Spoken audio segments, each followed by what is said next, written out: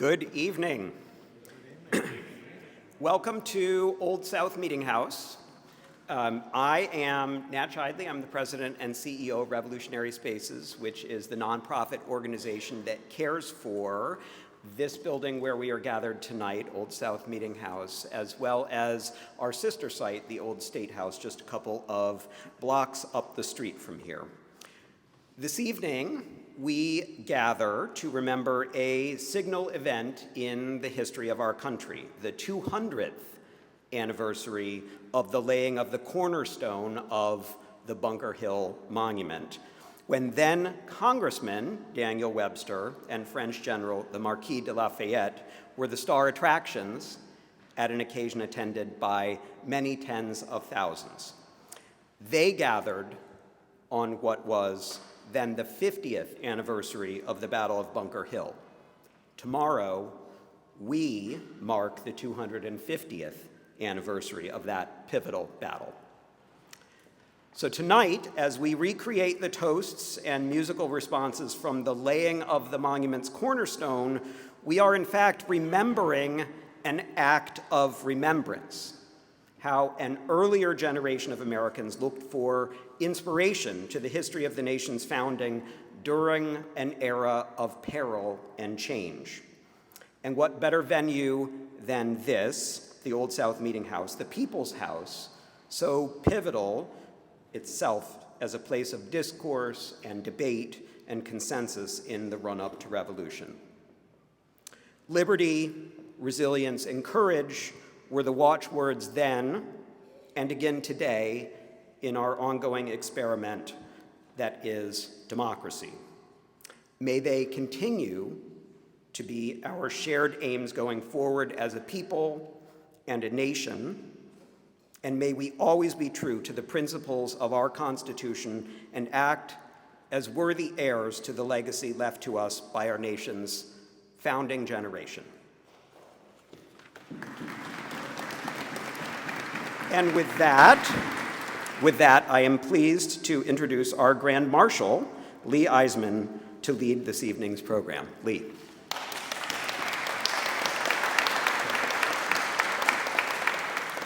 I will begin just by reading briefly from a newspaper account of the events of 1825 to set the scene so that we have an understanding of just how important it was to people then.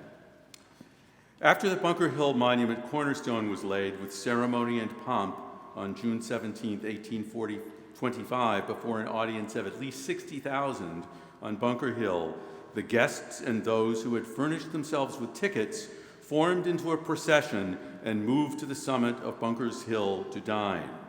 And here a spectacle was presented which baffles description. An awning had been erected, provided with tables and seats. 4,400 plates were set, and not one was unoccupied. The dinner was as good as could be expected, considering it was emphatically provided for an army. After the cloth was removed, the toasts you will hear tonight were drunk, interspersed with music, also reproduced for this occasion. In 1825, the esteemed Mason Walter Janes was the conductor of 1,000 members of the orchestra and chorus. Today, we have arranged this music for an ensemble led by Stephanie D., the D Opera Chorus and Orchestra. In closing, the newspaper reported that the bards of the day opined that the dozen-plus odes had been written for the occasion by gentlemen who had successfully wooed the tuneful nine. I didn't know who the tuneful nine were, but they are the Muses: Calliope, Clio, Erato, Euterpe, Melpomene, Polymnia, Terpsichore, Thalia, and Urania. With that, I invite Annette Tetchy, president of the Bunker Hill Monument Association, to offer the first toast.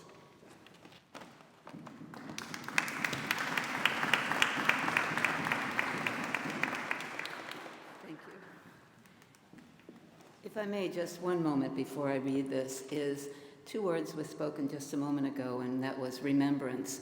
And that's one of the things, one of the purposes of the Bunker Hill Monument Association.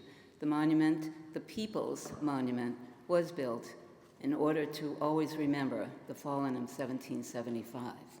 So if I may, the 17th of June, 1775, the marble may molder, but while a heart beats in an American bosom, there will be a tablet from which the record of that day's glory shall never be effaced. Cheers. You're here.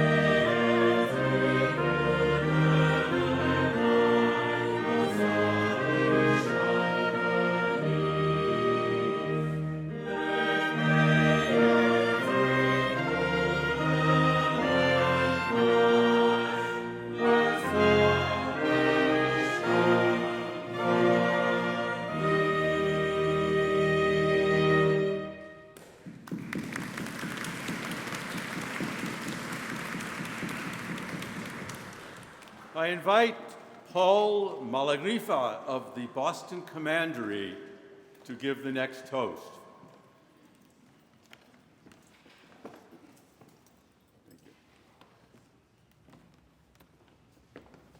The militia.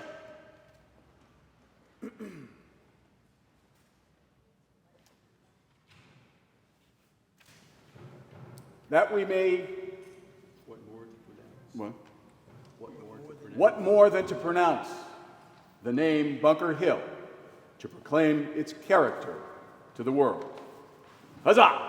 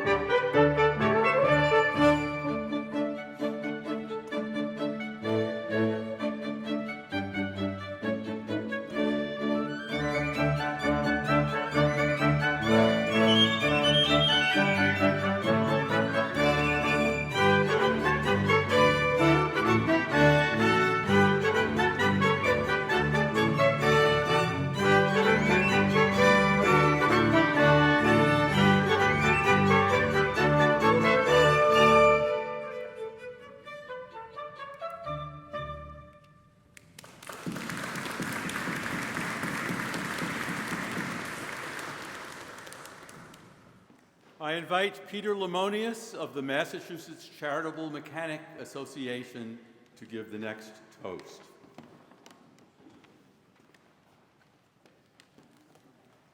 With great honor, may I offer this toast.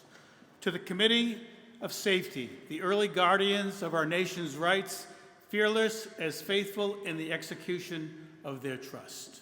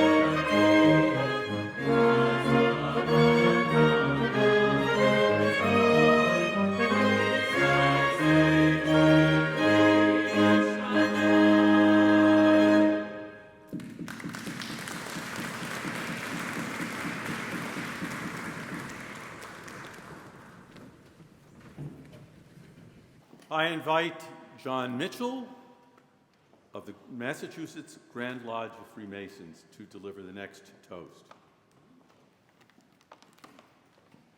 Here's an extra full one for you. I need it. The martyrs of Bunker Hill battle. We inhale the air they breathed. We tread the ground they trod. We surround the altar where their lives were offered. We swear devotion to their cause.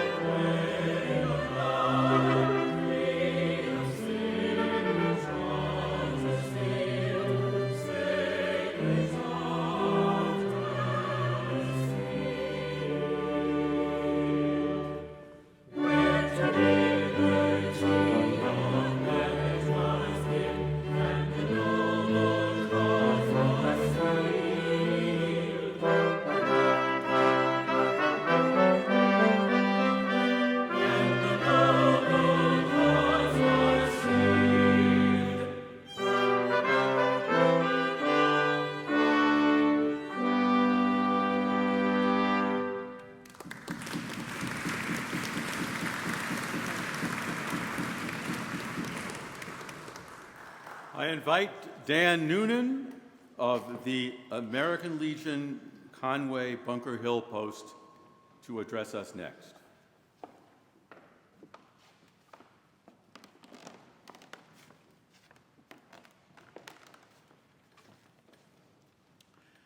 In the dark and trying hour, we were told the foes that we were never made for slaves.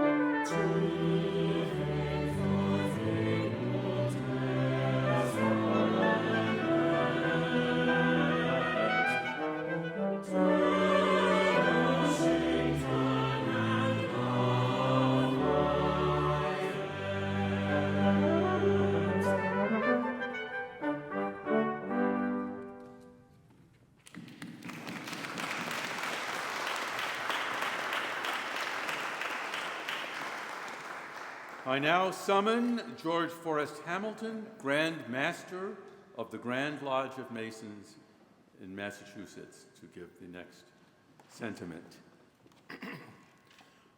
Washington and Lafayette, the survivors of Bunker Hill battle, the gloom of the day may dwell on their recollection, but in the brightness of this day, they feel they fought under the auspices of heaven. Hear, hear.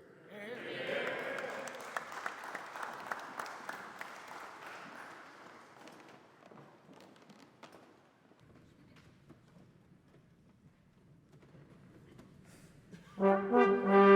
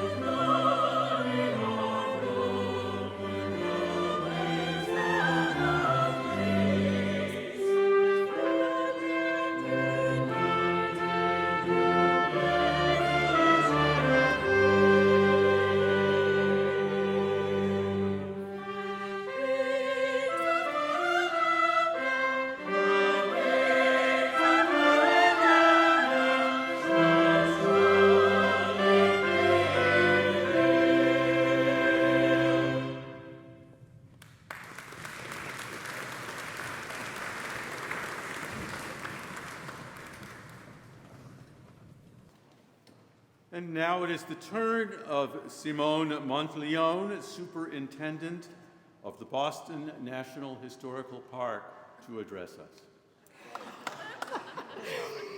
So the order of the day: a statesman and a patriot who knows no party but his country, who feels no impulse but her welfare. Huzzah. Yep. What a time we live in where anything is possible. Take me, born in New Hampshire, a local barrister, turned statesman. In response to that toast, I will share with you words that are off-credited to me and never more appropriate than today. They are simply, I was born an American, I live an American, I shall die an American.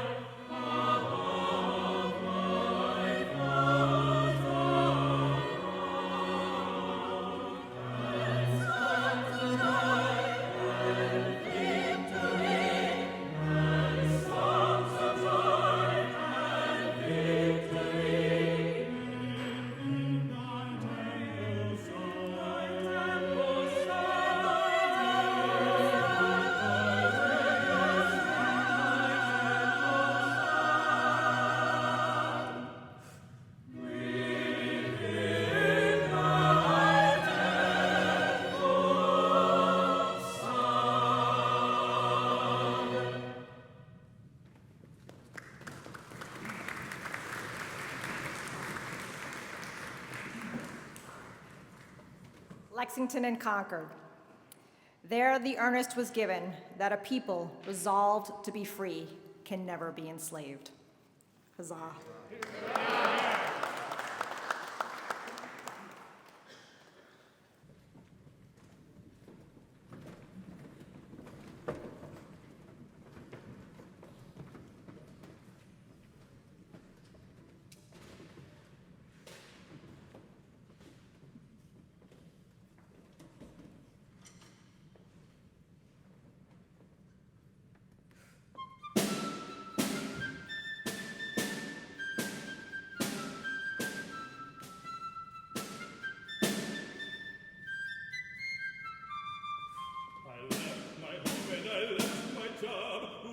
And join the army. If I knew then what I know now, I wouldn't have been so army. Oh, soldier, we died and sent to battle because he would have soldier well.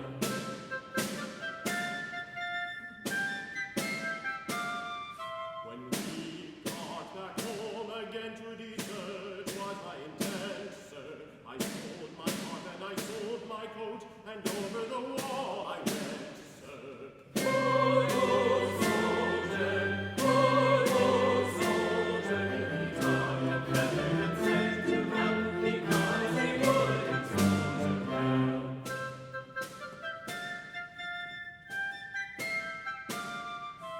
Went to a tavern and I got drunk. That is where they found me. Back to the barracks in chains I was sent, and there they did impound me. Oh, soldier, we died and sent to battle because he would have soldier well.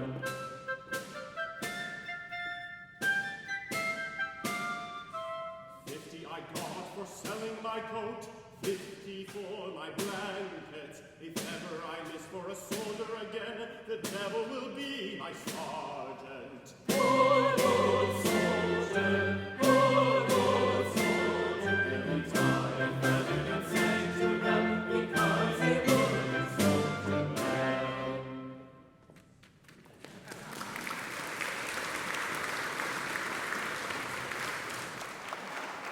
Now, if I have this right, Crystal Schaefer, the commander of the USS Constitution, will now intone her sentiments for us.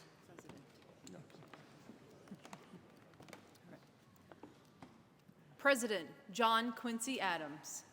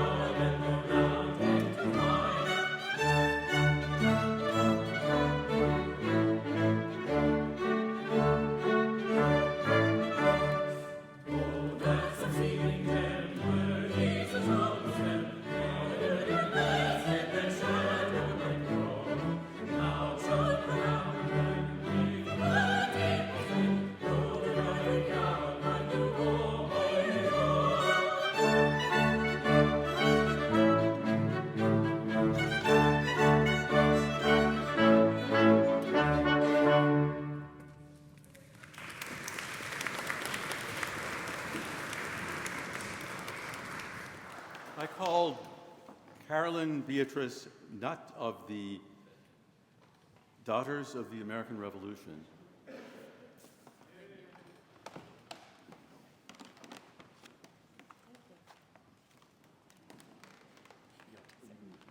We remember the Governor of the Commonwealth. Huzzah!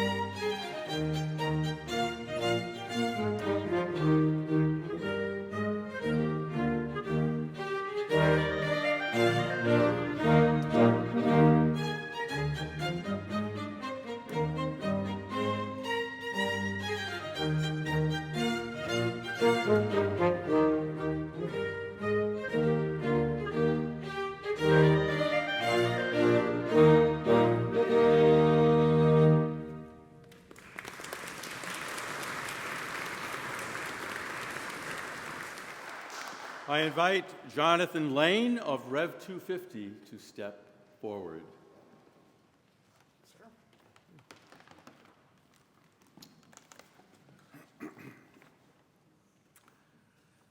The Continental Army, whom victory could not elate, whom defeat could not depress, their cause, their country, their trust, their God. Huzzah.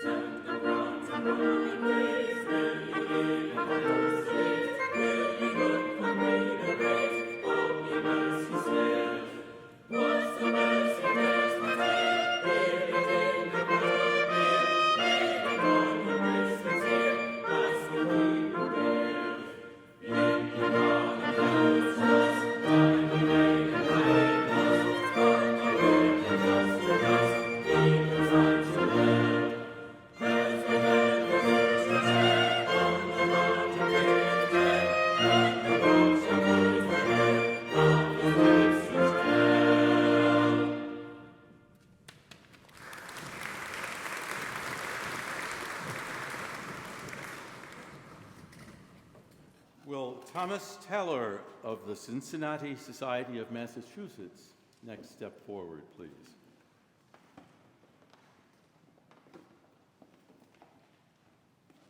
Thank you. A 21st century editor's note. The Society of the Cincinnati, created to honor and remember the sacrifice of the militia, toast General Washington silently. Hence, simply, to the memory of Washington.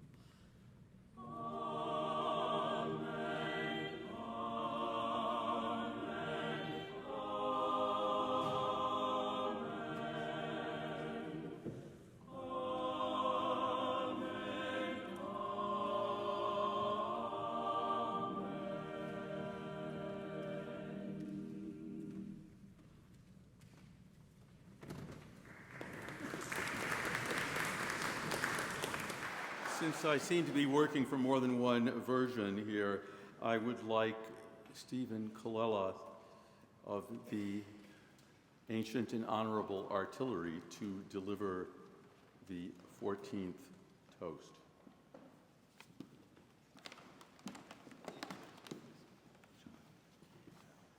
To the Continental Congress, the emboldened wisdom of the nation which wrought the freedom of one hemisphere and promulgated the principles which will emancipate the other.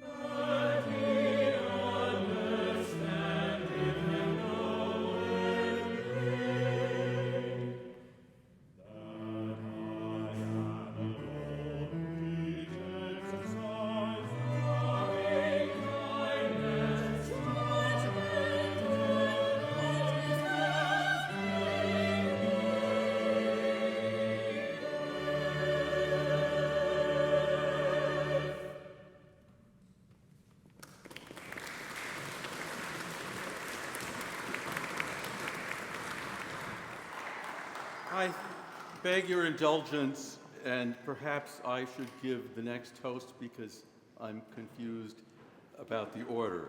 Therefore, the Continental Congress, the embodied wisdom of the nation, which wrought the freedom of one hemisphere and promulgated the principles which will emancipate the other. Hear, hear. Hear, hear.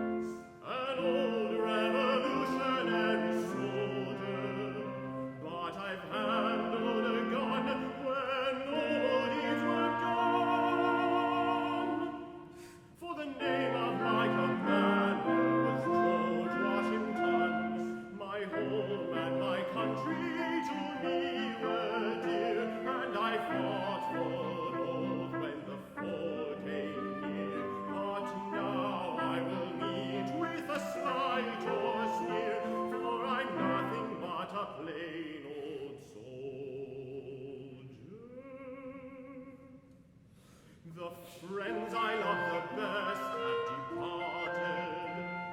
The days of my early joys have gone, and the voices once dear and familiar to my ear have faded from the scenes of the earth one by one. The tomb and the battle have laid them low, and they roam no more where the bright streams flow. I'm longing to join them and soon must go, for I'm nothing but a plain old soldier.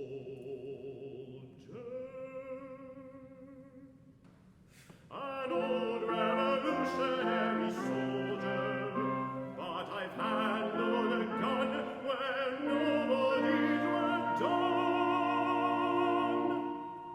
For the name of my commander was George Washington. For the name of my commander was George Washington.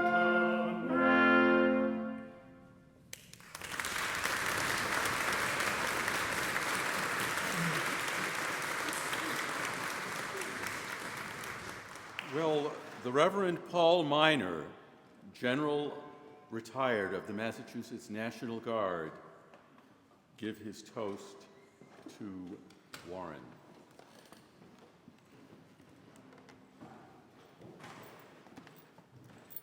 Please join me in celebrating the memory of Joseph Warren. His name comes to us as the gentle rain from heaven, refreshing the place beneath. Huzzah! Huzzah!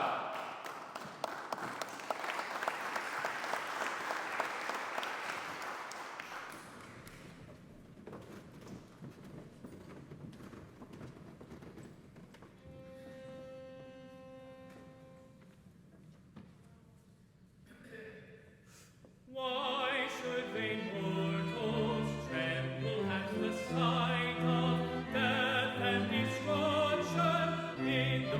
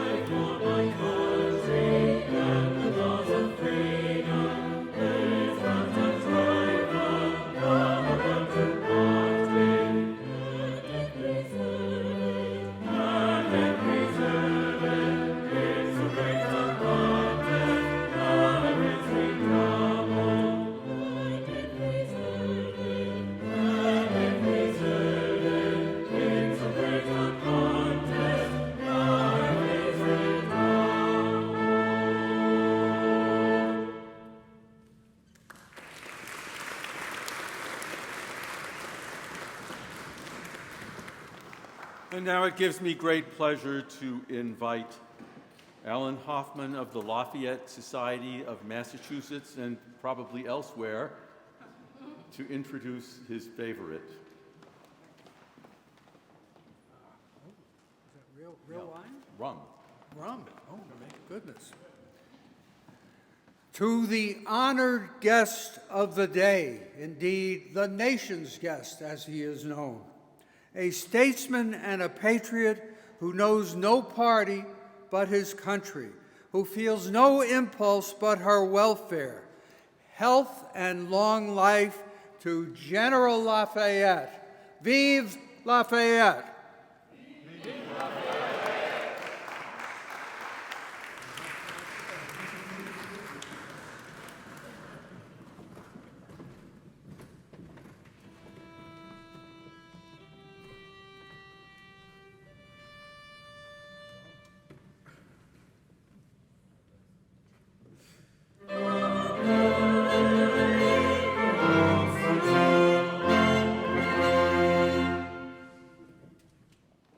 Without any introduction whatsoever, I bring you himself.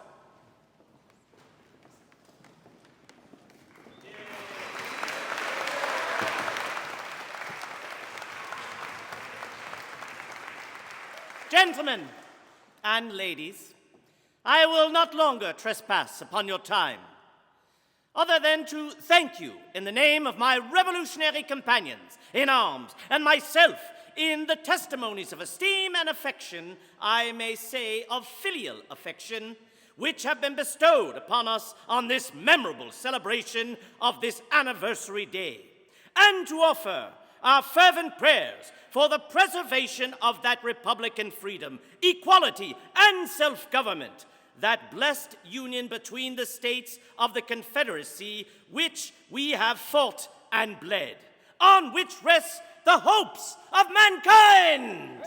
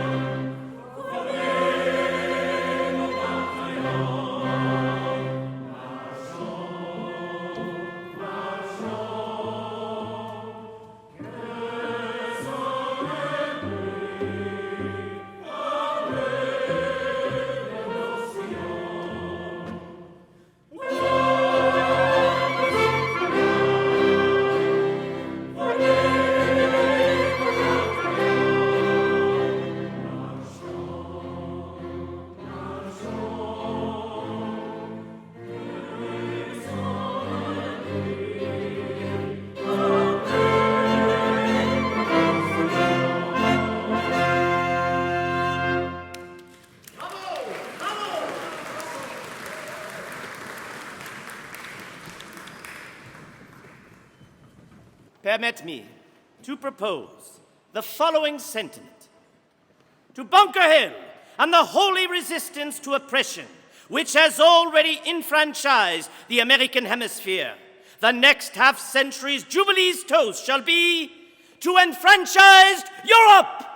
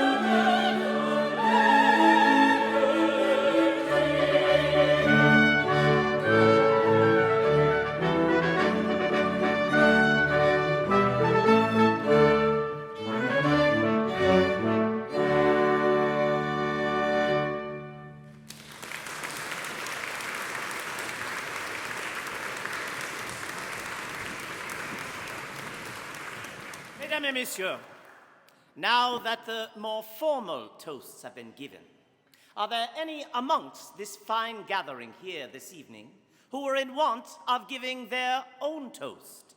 If that is the case, please stand and be recognized and deliver your toast. Monsieur. General, permit me, sir. Of course.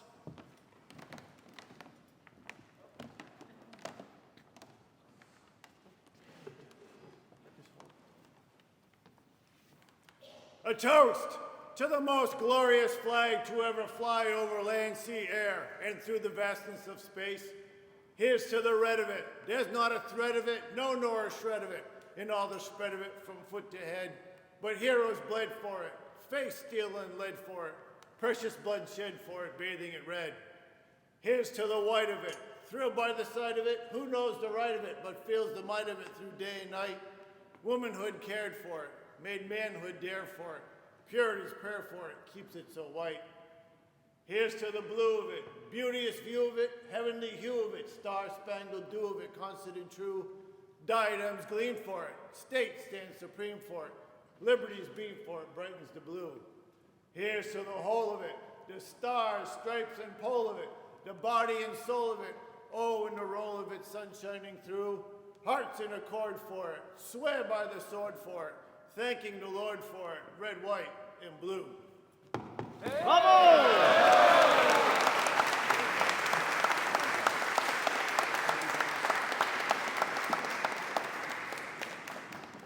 Are there others? I'd like to offer a toast to the musicians who have made these words immortal in our ears. The musicians. To the musicians.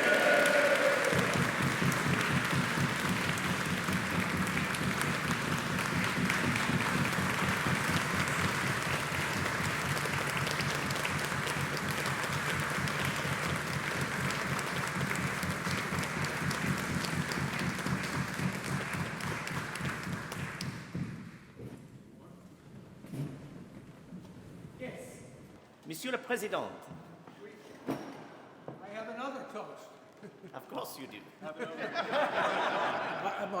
Is there an empty one? Oh, another full one? To General Lafayette.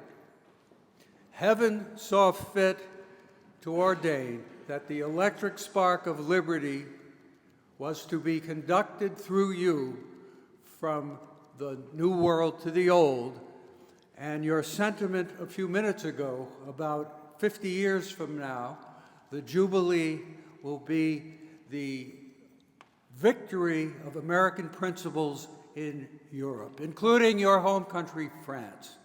Godspeed. Bravo.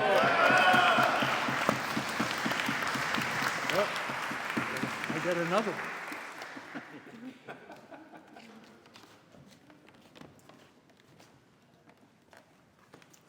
A toast to my uncle way back, Reverend Samuel McClintock, who was seen praying at the battle, and Lydia H. Sugarnet in the 19th century wrote a poem, The Prayer of Bunker Hill.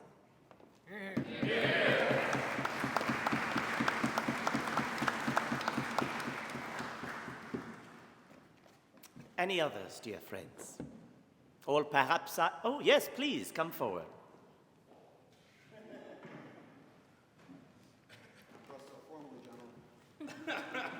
You have Bunker Hill upon your chest. I do. That is dressed well enough for me. To liberty. May we always be ready to defend it. May we always be aware that we could lose it.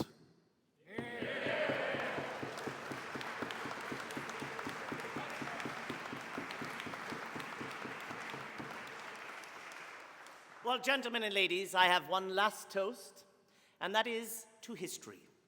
I am a firm believer that all of the answers to the future might be found in the past if we study our history. And let us never forget the great moments in the history of this nation, the sacrifices that have been made in the past, in the present, and that will be made in the future for this great nation of the United States of America.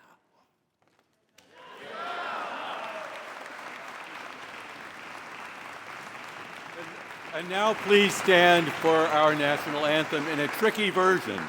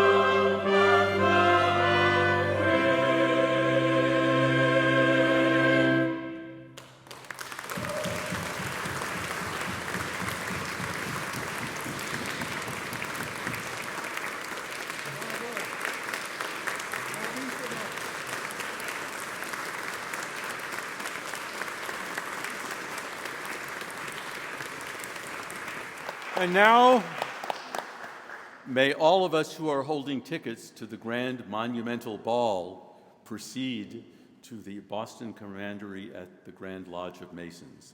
Thank you all very much for this moving celebration, for coming.